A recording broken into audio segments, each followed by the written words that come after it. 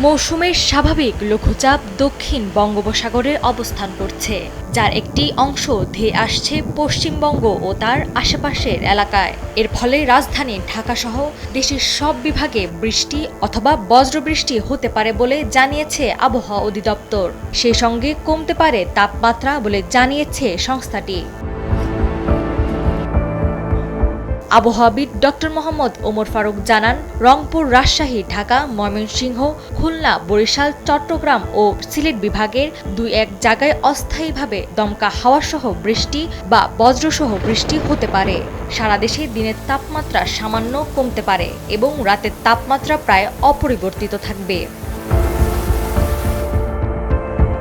সোমবার সন্ধ্যা 6টা থেকে পরবর্তী 24 ঘন্টার পূর্বাভাসে বলা হয়েছে, রংপুর, রাজশাহী, ময়মনসিংহ, ঢাকা, খুলনা, বরিশাল, চট্টগ্রাম ও সিলেট বিভাগের 2-1 জায়গায় অস্থায়ীভাবে বৃষ্টি হতে পারে। অনেক জায়গায় অস্থায়ীভাবে দমকা ও ঝড়ো হাওয়া এবং বিদ্যুৎ চমকানো সহ বৃষ্টিও হতে পারে। নাওয়ার সালসাবিল দুরদানা, সময়ের আলো।